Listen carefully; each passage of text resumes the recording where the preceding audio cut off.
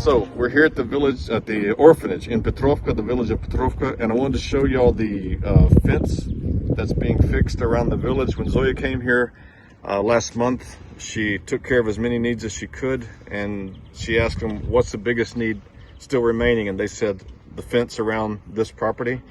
This is one of the 2 orphanages that we sponsor here. And so I want to show you the situation. A lot of the children are, as you know, they're disabled children. Some of them mentally disabled, some of them physically disabled, and some have extreme autism, some have Down syndrome. And as those of you that work with them know, that they can be very unpredictable in how they react to certain situations. And so they've had a lot of problems with kids getting worked up emotionally and running off the property and disappearing into the village around here. There's a major road down there not far. And then they have to call the police have to find them. It creates a lot of problems. Of course, it endangers the life of the child.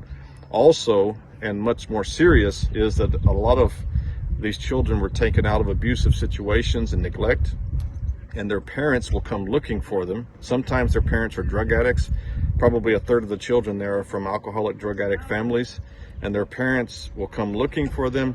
They'll see the situation, they'll sneak on and try to steal the child back.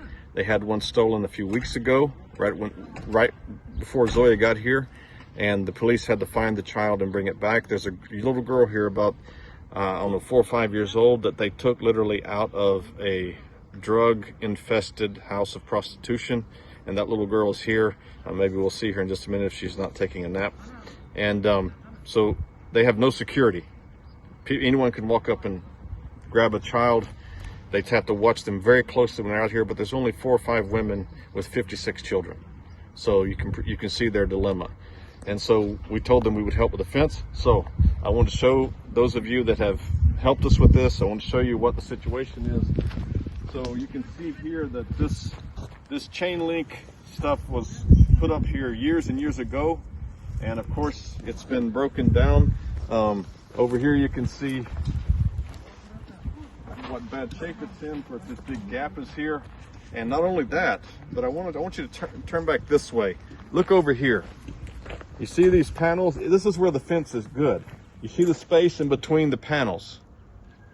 The smaller children can slip right through there. And I see where they've taken string and wire and tried to close those gaps up. But if a kid wants to, they can. A lot of the children here are 9, 10, 11, 12 years old. They can climb that fence very easily. And so that's the problem that they're facing here. And I can tell it really was, she was extremely worried about it. And so we agreed to help her. I asked her, I told her, I don't know how much money I can raise for that, but what's your urgent need? And she said, this 300 feet right here where we are is the most urgent. So I'm going to show you that right now. Okay, so this is another example of what the fence looks like, but I want to give you an idea of the space here. So I'm going to ask Esther to turn around and look back that way. Now we're going to go from that corner to this corner and 120 feet that way. This is the worst section.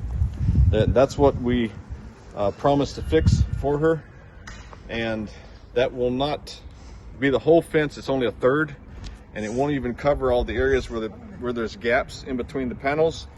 But this is the worst section. This is the most urgent thing. So that's already been, the money's already been given for that. We appreciate it. This is what they're doing right here. This is a prefab concrete pieces with the concrete posts going a little over 2 feet in the ground. They're going about 2 feet and 10 inches down into the ground. Of course, concrete's poured around the post, and then in those spaces, those gaps between the posts, there's a prefab concrete panel that's going to be slid down in there.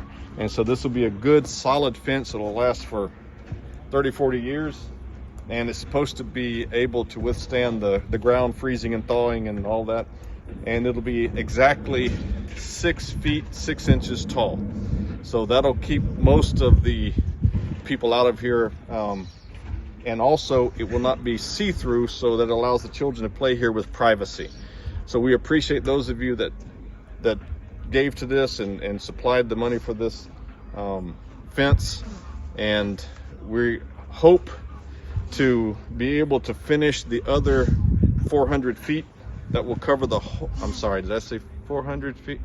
400, well, about 450 feet that will finish off the whole fence. And so that's what the next project is. We want to go ahead and do the whole fence all the way around, make it the same, just like this. So thank you.